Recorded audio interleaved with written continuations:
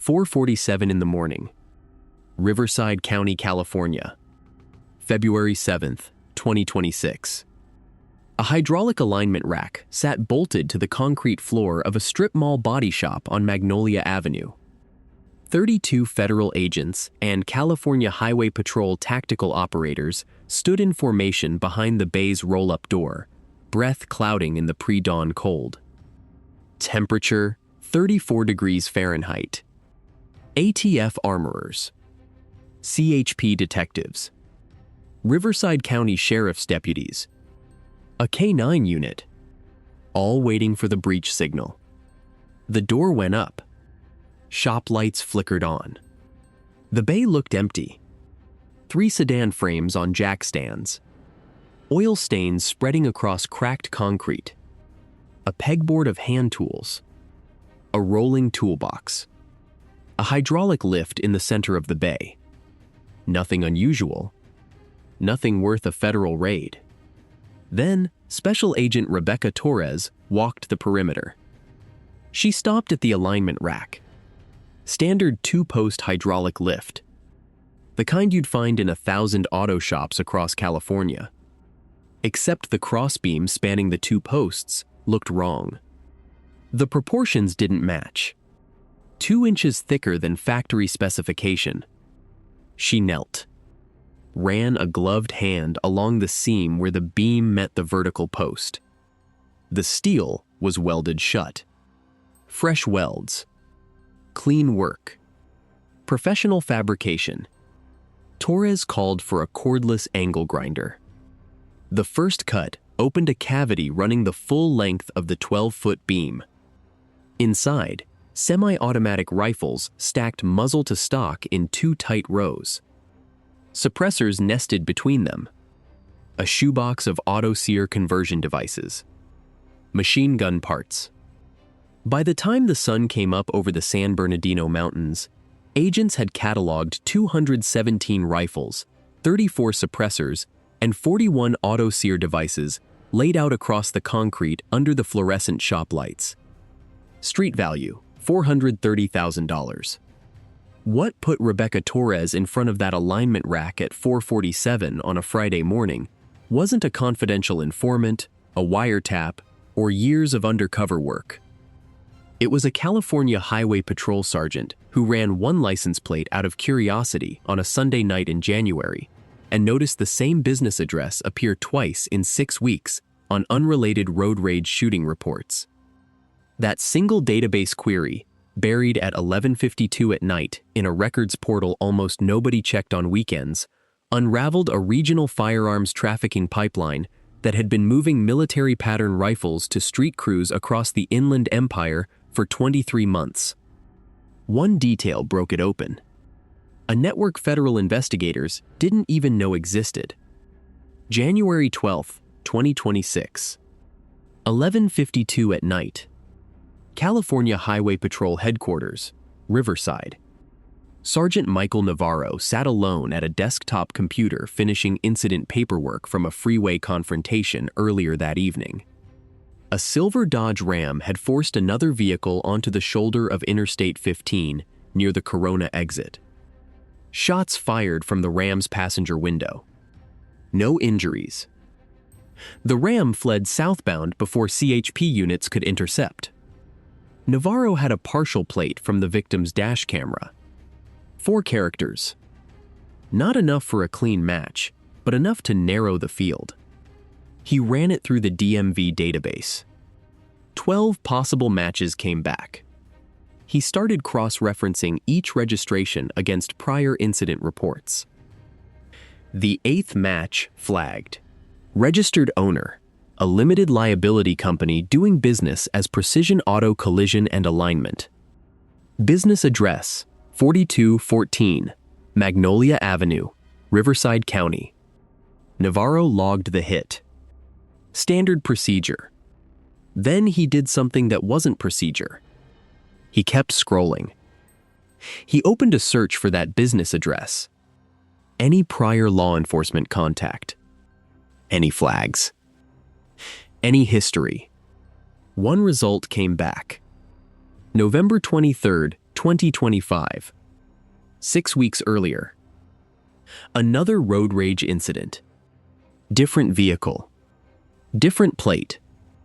But when CHP had run that plate back in November, the registered business address had matched, 4214 Magnolia Avenue. Precision auto collision. Navarro sat back. 2 road rage shootings. 2 different vehicles. Same body shop. That could be coincidence. Body shops service cars. Drivers get into accidents. Some escalate into violence. But 6 weeks apart? Same address both times? He opened a third search. Pulled every vehicle registration tied to that Magnolia Avenue address over the past 12 months. 14 vehicles total. All sedans or pickup trucks. All registered to the same LLC, Precision Auto Collision. All purchased between April and October 2022. None flagged for prior stops. None cited for violations. Clean records across the board. Navarro stared at the screen. 14 vehicles. Same shop. 2 shootings. Maybe nothing. Probably nothing. But something stuck with him. He drafted a 2-line email to CHP's Criminal Intelligence Unit. Subject line, possible pattern, Riverside Body Shop. Message, same business address, 2 shooting incidents, 6 weeks apart. 14 registered vehicles. Might be worth a look. He hit send at 11:59. Logged off. Drove home. Forgot about it. That email sat in an analyst's inbox for 36 hours before anyone opened it. January 14th. CHP Criminal Intelligence Unit, Sacramento. Intelligence analyst Laura Eng arrived at her desk at 7:43 in the morning. She had 82 unread emails from the weekend. Navarro's message was buried at number 64. She opened it. Read the 2 lines. Almost archived it. Then she saw the detail. 14 vehicles registered to 1 body shop. That was unusual. Most collision shops owned maybe 2 or 3 vehicles. Loaners for customers. Maybe a tow truck. 14 suggested something else. Fleet operation. Or a front. Eng ran a deeper records pull. Business filings for Precision Auto Collision showed the shop had opened March 9, 2022. Sole proprietor, David Allen Ruiz, age 34, no prior criminal record. The shop's California business license listed standard services, collision repair, automotive paint, wheel alignment, frame straightening. Annual revenue reported to the state, $212,000. About average for a small independent shop. Eng cross-referenced Ruiz's name against federal databases. National Crime Information Center. FBI, DEA, ATF, no hits. Clean. She pulled the 14 vehicle registrations Navarro had flagged. All purchased between April and October 2022. All from different dealerships across Southern California. All paid in cash, according to DMV transaction codes. That stood out. Cash purchases for vehicles weren't illegal. But 14 cash transactions in 6 months? Most businesses lease vehicles or finance them through commercial loans. Cash suggested either exceptional revenue or income that couldn't be run through traditional banking. Eng kept digging. She pulled police reports for the 2 road rage incidents Navarro had identified. The November 23rd shooting involved a Honda Civic registered to Precision Auto. The driver had fled. No arrest. The January 12th shooting involved a Dodge Ram, also registered to Precision Auto. Same pattern. Shots fired. Vehicle fled. No arrest. Then Eng found a third incident. She hadn't been looking for it. It surfaced when she ran a broader search for firearms-related traffic stops involving any of the 14 registered vehicles. December 9, 2025. A Honda Accord involved in a freeway altercation near Paris, California. Shots fired from the passenger window at another vehicle during a lane change dispute. The Accord exited at Ramona Expressway and disappeared into surface streets before CHP could respond. Witnesses provided a partial plate. CHP ran it. Registered address 4214 Magnolia Avenue. Precision auto collision. 3 shootings. 3 vehicles. Same shop. All within 8 weeks.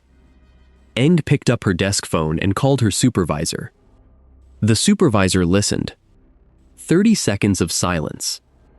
Then, call ATF. January 16th.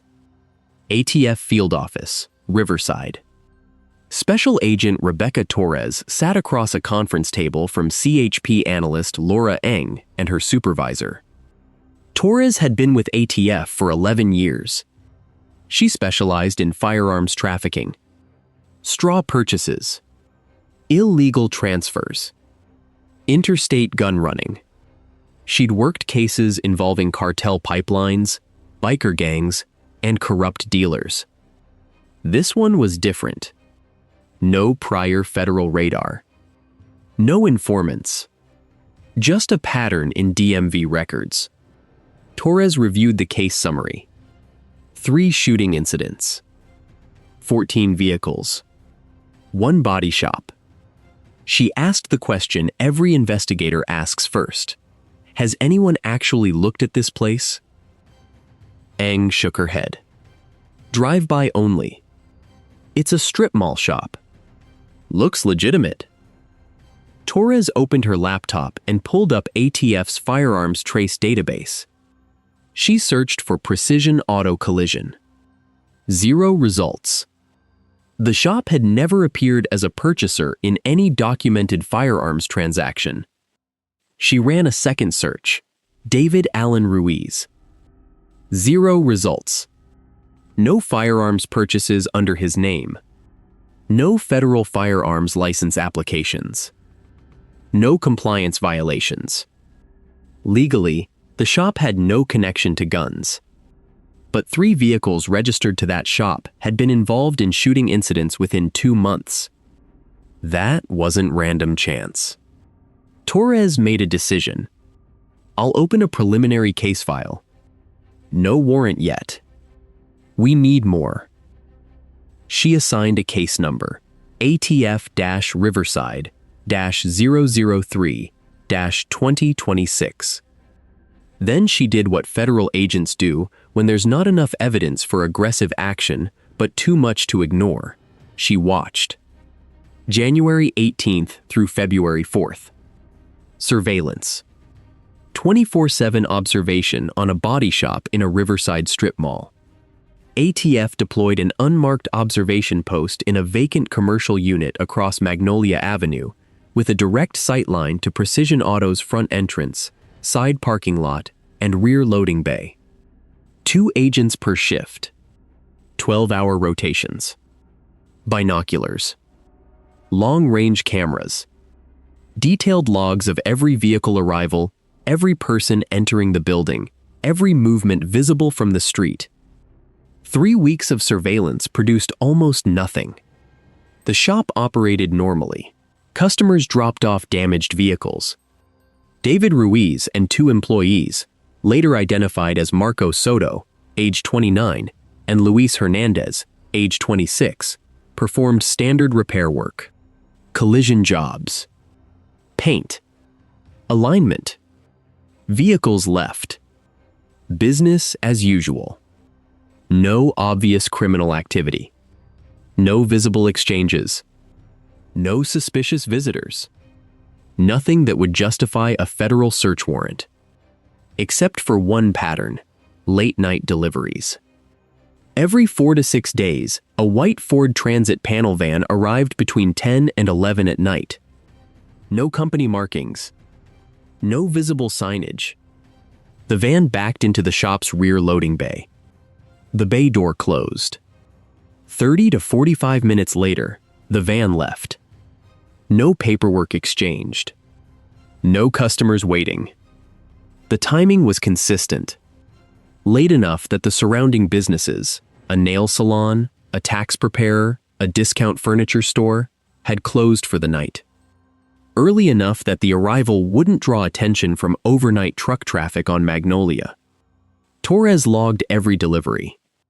January 19th at 10:34. January 24th at 10:51. January 29 at 11:02. February 3rd at 10:41. The intervals varied slightly, but the pattern held. She requested license plate surveillance on the van. California Highway Patrol placed a covert GPS tracker on the vehicle under a federal warrant signed by a magistrate judge in Riverside. Legal. Court authorized. By the book. Over 9 days, the van made stops at 9 locations across Riverside and San Bernardino counties. 3 were residential addresses in Riverside and Moreno Valley. 2 were commercial storage facilities in San Bernardino. 1 was a warehouse in Paris. 2 were auto body shops, 1 in Fontana, 1 in Rancho Cucamonga. The 9th stop, Precision Auto Collision. Torres now had a distribution network. Multiple nodes. Multiple locations. The van was the courier. On February 4th, the van returned to Precision Auto at 10:38 at night. This time, agents were ready. They'd deployed a military-grade thermal imaging camera from the observation post. The camera couldn't penetrate walls, but it could detect heat signatures, movement patterns, and object shapes based on temperature differential. The loading bay door opened. 2 heat signatures, later determined to be Ruiz and 1 employee, unloaded 4 rectangular objects from the van's cargo area. Each object approximately 4 feet long, 1 foot wide. Rigid. Carried by hand. The objects were moved inside the shop. The door closed. 42 minutes later, the van departed. The cargo area showed no heat signatures. Empty. 4-foot-long rigid containers. That size matched rifle cases, or toolboxes, or lumber, or 100 other legitimate items. But combined with the shooting pattern, the late-night timing, the multi-site distribution network, it was enough. Torres drafted a federal search warrant application. 23 pages. Probable cause section. Pattern of firearms-related incidents involving vehicles registered to the target premises. Evidence of coordinated late-night deliveries consistent with illicit transfer activity. Thermal imaging evidence indicating storage and movement of long objects consistent with firearms. GPS tracking showing subject vehicle traveling between multiple sites with no apparent commercial justification. She submitted the application to a federal magistrate judge on February 5th at 4:17 in the afternoon. The judge reviewed it. Asked for clarification on the thermal imaging legal authority. Torres provided supporting case law. The judge signed the warrant at 2:14 on the afternoon of February 6th. Torres had 72 hours to execute. She assembled the tactical team.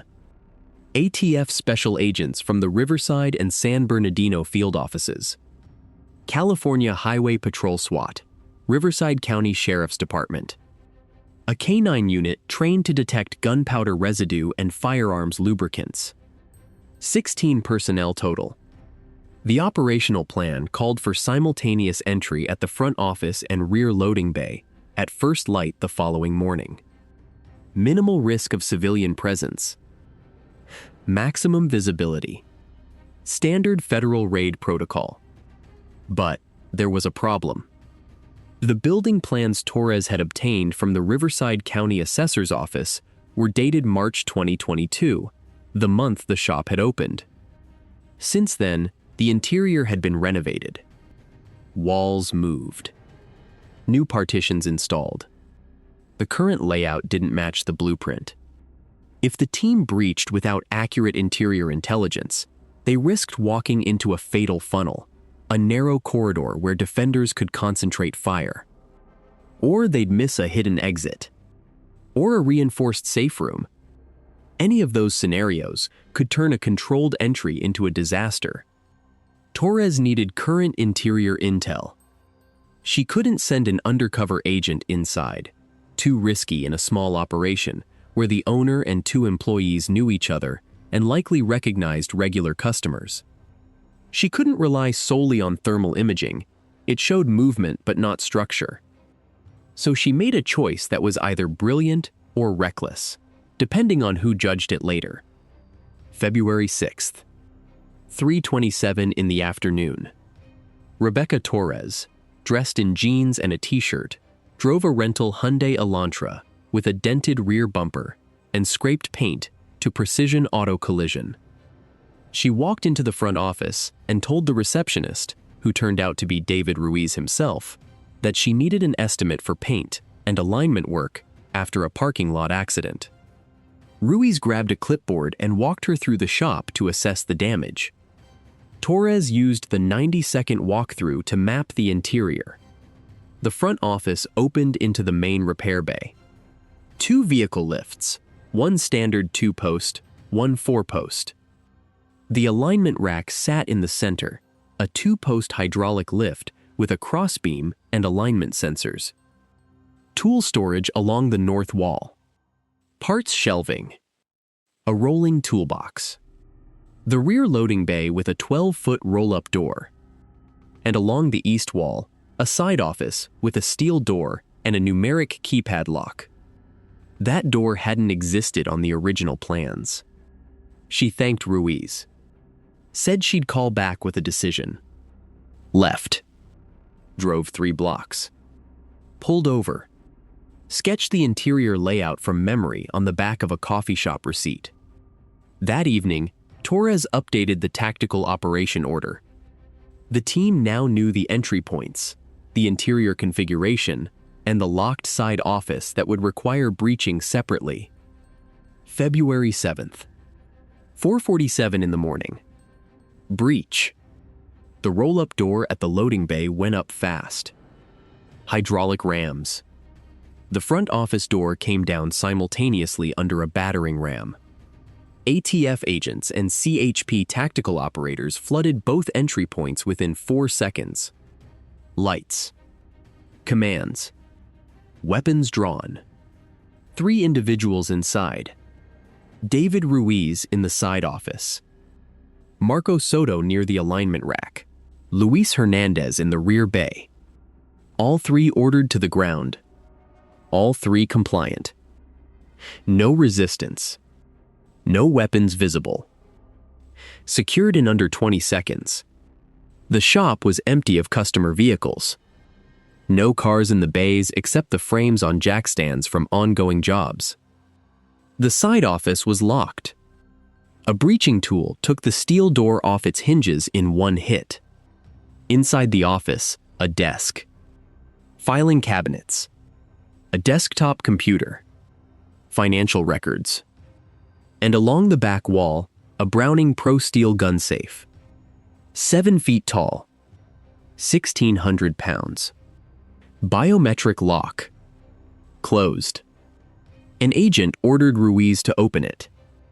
Ruiz complied. Pressed his thumb to the scanner.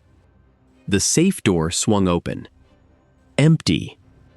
Torres stood in the alignment bay trying to reconcile what she was seeing with 3 weeks of surveillance. The late-night deliveries. The thermal imaging. The shooting pattern. The GPS network. Everything pointed to this location as a storage and distribution node for firearms. But the gun safe was empty. The shop was clean. She walked the perimeter. Checked walls for seams, indicating hidden compartments. Checked the floor for trap doors. Checked the ceiling for access panels. Nothing. She opened tool drawers. Checked the parts shelving. Looked inside the rolling toolbox. Ordinary tools, wrenches, sockets, screwdrivers, legitimate auto repair equipment. One of the CHP officers asked if they should start wrapping up. Torres didn't answer. She stood in the center of the bay, staring at the alignment rack. Standard two-post hydraulic lift. Manufacturer, rotary lift, a major commercial brand used in thousands of shops. Model SPOA-10. Lifting capacity, 10,000 pounds. Nothing unusual, except the crossbeam. The horizontal beam spanning the two vertical posts. The proportions looked wrong. She walked over, knelt, ran her hand along the beam. It was wider than it should be. She pulled a tape measure from her pocket, measured the beam width, 7 inches. She pulled out her phone, Googled the manufacturer's specs for a rotary SPOA-10. Factory crossbeam width, 5 inches. 2 inches of unexplained steel. Torres called for the team's armorer, Special Agent Luis Ochoa. Ochoa brought a cordless angle grinder from the ATF tactical van. Torres pointed at the beam. Cut it. Ochoa hesitated. It's a hydraulic lift. If we cut the wrong part, it's not the wrong part. Cut it. Ochoa put on safety glasses, powered up the grinder. The blade bit into the steel with a high-pitched scream. Sparks sprayed across the concrete. The first cut went through the outer shell. Beneath it, a hollow cavity. Ochoa widened the cut, peeled back the steel. Inside the cavity, packed tight, were rifles. Semi-automatic. AR-15 pattern. Muzzle to stock. 2 rows. Torres reached in, pulled the first rifle out. Then another. Then another. The cavity ran the full 12-foot span of the crossbeam. By 6:30 in the morning, the entire contents had been extracted and laid out on the shop floor for inventory and documentation. Final count, 217 rifles, 34 suppressors, 41 auto-sear devices, small metal components capable of converting a semi-automatic AR-15 into a fully automatic machine gun. None of the rifles had serial numbers. They'd been assembled from unfinished lower receivers, the part of the rifle legally considered the firearm, purchased without background checks, then completed with aftermarket components. Untraceable. Street value. Conservative estimate based on Southern California black market prices, $430,000. But this wasn't personal inventory. This was wholesale stock. Bulk product staged for distribution. Torres arrested David Ruiz on federal firearms charges. Possession of unregistered firearms. Possession of machine gun conversion devices. Conspiracy to distribute. Marco Soto and Luis Hernandez were arrested on the same charges. All 3 invoked their right to remain silent. The investigation continued. The rifles had come from somewhere. They were going somewhere. Torres needed the supply chain. She needed the buyers. She seized the desktop computer from the side office. ATF Digital Forensics extracted the hard drive. Initial analysis revealed encrypted files. Commercial-grade encryption software. The kind anyone could download for $40. Breaking it would take time. Weeks. Maybe months. But David Ruiz had made one operational security mistake that unraveled everything. He'd left his cell phone on the desk in the side office. Unlocked. Torres obtained a warrant for the phone's contents within 4 hours.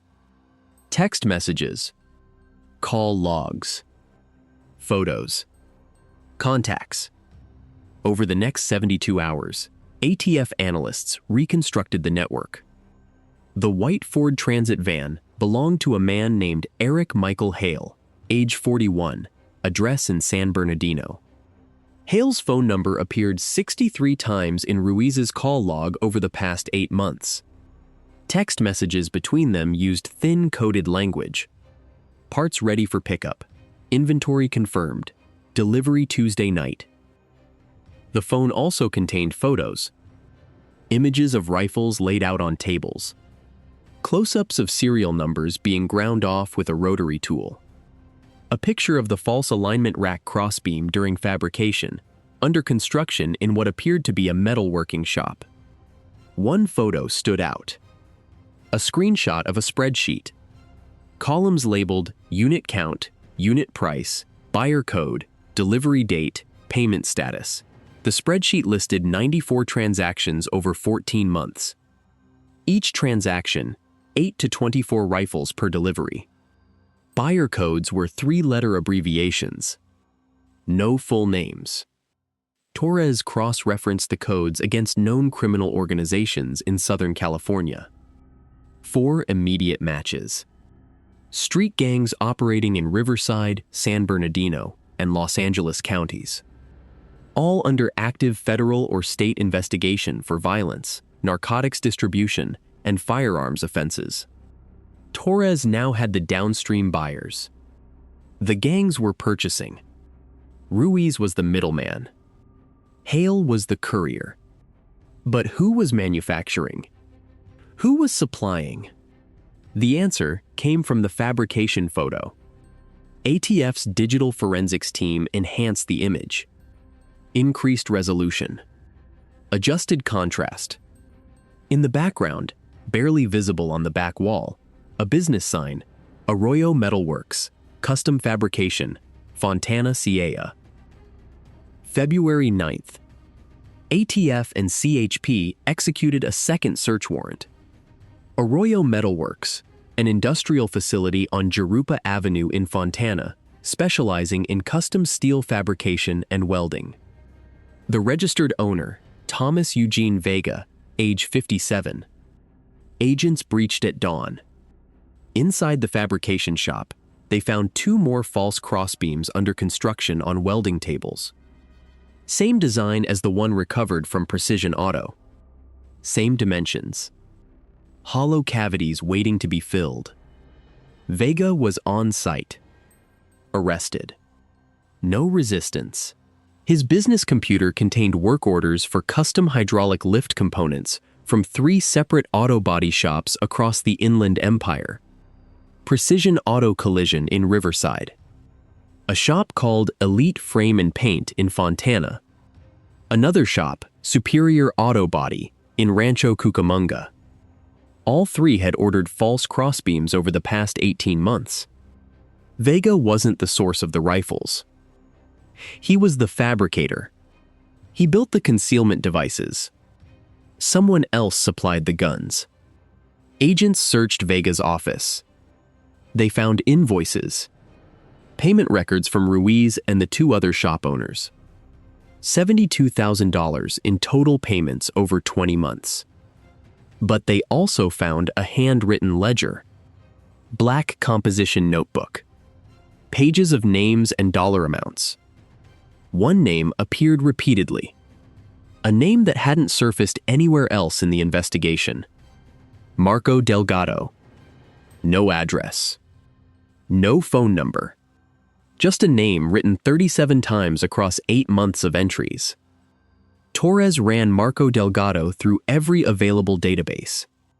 National Crime Information Center. FBI, DEA, ATF Trace. California Department of Justice. No criminal record. No firearms transactions. No business licenses. No tax filings under that name. The man was a ghost. Then, a CHP property records analyst found an outlier. A commercial warehouse in Paris, California. Purchased in August 2021 for $390,000 cash. The property was held under a Delaware shell company, Southland Industrial Holdings LLC. The company's registered agent, Marco Delgado. February 11th. Federal agents surrounded the warehouse on Placentia Avenue in Paris. No vehicles in the parking lot. No lights. No visible activity. ATF CHP, Riverside County Sheriff. 24 agents. They breached the main entrance at 5:53 in the morning. The warehouse was divided into two sections. The front half, empty. Concrete floor. Bare walls. Dust. The rear half, separated by a steel partition with a keyed deadbolt. Agents forced the partition. Behind it, they found the source. Rifle components. Lower receivers. Upper assemblies. Barrels. Stocks. Trigger groups. Buffer tubes. Enough parts to assemble over 500 complete AR-15 style rifles, all stored on industrial shelving units, organized by component type, labeled with part numbers and purchase dates. In the corner, a workbench, drill press, milling machine, engraving tool, chemical etching solution. This was where serial numbers were being removed from completed rifles before distribution. Marco Delgado wasn't on site during the raid, but his fingerprints were everywhere. Agents lifted prints from the workbench, the shelving units, door handles, component packaging. All matched Marco Antonio Delgado, age 46, confirmed through FBI biometric database. A federal arrest warrant was issued within hours. United States Marshals Service took lead on the manhunt. Delgado was located 4 days later. February 15, 2026. A budget motel off Interstate 15 in Barstow, California. Second floor room. Arrested by marshals at 6:32 in the morning without incident. He waived his Miranda rights during initial questioning. And he talked.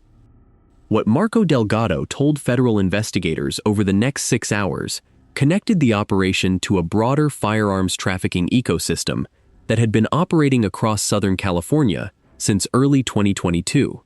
Delgado claimed he'd been purchasing unfinished AR-15 lower receivers legally through online vendors and private sales. Under federal law, an unfinished lower receiver, a partially machined piece of aluminum that hasn't yet been milled to accept trigger components, isn't legally considered a firearm. No background check required. No serial number. No registration.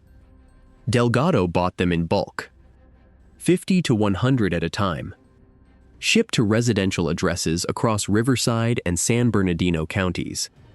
He'd then complete the milling process at the Paris warehouse using the drill press and milling machine. Once completed, the lower receiver became a functional firearm. He'd assemble the rest of the rifle using commercially available upper receivers, barrels, and stocks purchased online. Then remove any manufacturer markings using the engraving tool and chemical etching solution. The finished rifles were stored at the warehouse until Thomas Vega completed a false crossbeam for one of the 3 body shops. Delgado would load the rifles into the white van driven by Eric Hale. Hale would deliver them to the body shops at night. The shop owners, Ruiz and the 2 others, would load the rifles into the false beams. Criminal buyers would then arrive during business hours under the pretense of vehicle repairs. While the cars were in the shop, rifles were transferred into hidden compartments built into the buyers' vehicles. The cars were returned. The buyers drove away with firearms concealed inside. Clean handoff. No street-level transaction. No visible exchange. No surveillance risk. Delgado estimated the network had moved between 600 and 700 rifles over 23 months. Average price per rifle, $650. Total revenue, approximately $400,000 to $450,000. Federal prosecutors in the Central District of California filed a 17-count indictment. Unlicensed dealing in firearms. Possession and transfer of unregistered firearms. Conspiracy. Removal and obliteration of serial numbers. Each defendant faced up to 10 years per count. Here's what strikes me most about this case. The entire operation unraveled because one California Highway Patrol sergeant ran a license plate on a Sunday night in January. Not because of a multi-year federal task force. Not because of wiretaps or confidential informants. Not because of sophisticated intelligence work. A single routine database query that took 90 seconds. If Sergeant Michael Navarro hadn't been working late that night, if he hadn't scrolled back through prior cases, if he hadn't noticed that one address appearing twice, this network could have kept operating for years. That raises a question I keep returning to. How many other trafficking operations are running right now, hidden inside legitimate businesses, waiting for someone to notice one detail that doesn't fit? The case went to trial in May 26. Marco Delgado pleaded guilty to all 17 counts. Sentenced to 18 years in federal prison. David Ruiz pleaded guilty. 12 years. Eric Hale pleaded guilty. 8 years. Thomas Vega pleaded guilty. 6 years. The two other body shop owners identified in the investigation, Elite Frame and Paint, Superior Auto Body, were arrested and charged separately. Both pleaded guilty. Both received sentences between 4 and 7 years. Marco Soto and Luis Hernandez, the two employees at Precision Auto Collision, cooperated with prosecutors. Both testified they had no knowledge of the firearms concealment operation. Both claimed they believed the late-night deliveries were stolen auto parts. Both received probation and 5 years supervised release. The 3 auto body shops were shut down. The Paris warehouse was seized under federal civil asset forfeiture. The 217 rifles recovered from the alignment rack were destroyed by ATF. The rifle components seized from the warehouse were destroyed. The false crossbeams were dismantled. Federal investigators couldn't recover everything. Marco Delgado claimed the network had distributed 600 to 700 rifles over 23 months. ATF seized 217 at Precision Auto. They recovered rifle components sufficient to build approximately 500 more. That accounts for the supply side. Only 217 finished rifles were actually recovered. That leaves between 380 and 480 rifles already distributed, already in circulation. Somewhere in Southern California. After the arrests, ATF reached out to law enforcement agencies across Riverside, San Bernardino, Los Angeles, Orange, and Ventura counties. They distributed intelligence bulletins describing the rifles, AR-15 pattern, no serial numbers, custom assembly, likely concentrated among gang networks. They asked agencies to flag any firearms matching that profile recovered in arrests or crime scenes. Over 3 months following the raid, 74 rifles matching that description were recovered in unrelated cases. Gang arrests, traffic stops, search warrants, probation sweeps. 74 rifles traced back, through component analysis and forensic comparison, to Delgado's network. 406 rifles still unaccounted for. As of this account, federal investigators continue monitoring firearm recoveries across Southern California. Some of those missing rifles will eventually surface.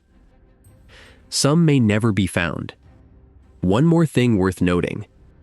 After the Precision Auto raid, ATF conducted a voluntary compliance survey of auto body shops across Riverside and San Bernardino counties.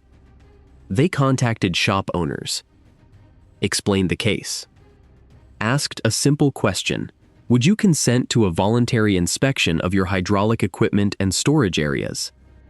Out of 112 shops contacted, 97 agreed to inspections. ATF sent teams to each location over 6 weeks. Of those 97 shops, agents found 3 more false alignment racks. 2 were empty. 1, at a shop in Ontario, California, contained 86 rifles and 12 suppressors. Those discoveries led to 3 additional arrests. 3 more body shop operators tied to Delgado's network through financial records and phone contact. 3 more distribution nodes that had been operating under the surface of legitimate businesses. The network is dismantled. The primary operators are in federal custody. The rifles that were recovered have been destroyed. The demand that created this market hasn't changed. The criminal organizations that were buying from Delgado still need firearms. The regulatory gap that allowed unfinished receivers to be purchased without background checks still exists. Somewhere in Southern California, someone is planning the next version of this operation. Different method, different concealment, same demand. The only thing standing between that network and another 2 years of operation is whether someone notices one detail that